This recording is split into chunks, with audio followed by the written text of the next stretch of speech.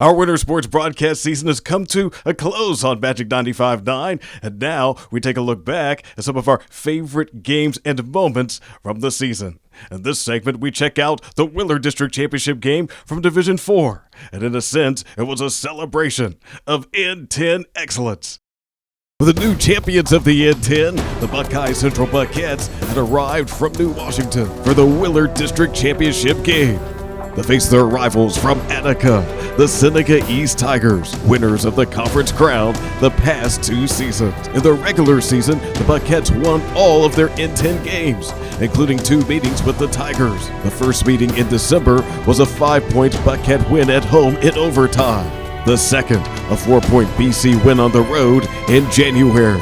For this postseason contest in February, on a neutral floor, the stakes were as high as ever. One team would advance to the regional round. The other would be eliminated. And also bring to an end the high school careers of one set of seniors.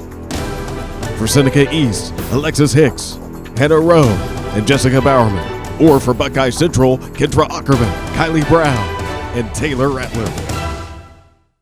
At the start of the game, it was Ratliff from long range for Buckeye. Seneca East got an immediate response down low from Hicks. Ackerman kept the senior scoring trend going with a jumper, but the juniors would have their say. With Emily Cecil, McKenna Depanet, Julia Evan, Amelia Bowes. The two-time N10 MVP was consistently being covered, but Bowerman eventually broke through. Then it was this year's MVP, Claudia Piper, hitting for three. At the end of one, BC led by 8. The second quarter, perhaps inevitably, became more physical as the Tigers fought doggedly to get back into the contest. Meanwhile, the conference's top scorer demonstrated that her newly acquired status of top N10 player was for more than her offense. Piper's defense was unyielding. Seneca East certainly was scoring in the first half, but Buckeye Central was simply scoring more. The first half was capped off by an Ackerman layup. Although Buckeye Central led by 9 at the break, everybody knew what the Tigers could do. This game still was very much in reach for Seneca East. In the third, Cecil sought some greater separation. Brown's subsequent jumper put BC up 32-18. Out of a timeout, Bowerman willed her way to the lane for a much-needed hoop. But moments later, a response from Brown. Bowes then delivered inside, and with a Brooke Portner three, it seemed that Seneca East had signs of surging back. Then just as suddenly, it was squashed by Cecil, who sizzled in the third with 10 points in the period. At the end of 3, it was a 14-point BC lead. The fourth was all about the finish, as the Buckettes worked the clock and maintained the collective concentration on D.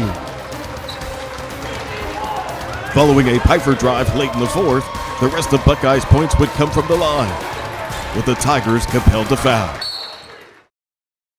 On the other side, it was at the line where Bowerman would score the final point of her superb high school career. The final basket of the game belonged to Depanet, but the final score belonged to Buckeye Central, champions of the Willard District. For Seneca East, the end of a remarkable journey was sinking in. Meanwhile, the Buckettes were basking after a job well done.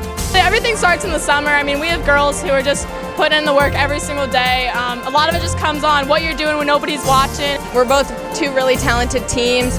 We have a great coaching staff. They prepared us very well, so we came in feeling confident and feeling very prepared to get the win. Yeah, I agree. I just give them credit for everything and their hard work, and I think, we just need to keep pushing and keep wanting it and playing with our heart every game. It would be a sweet ride home, back to New Washington.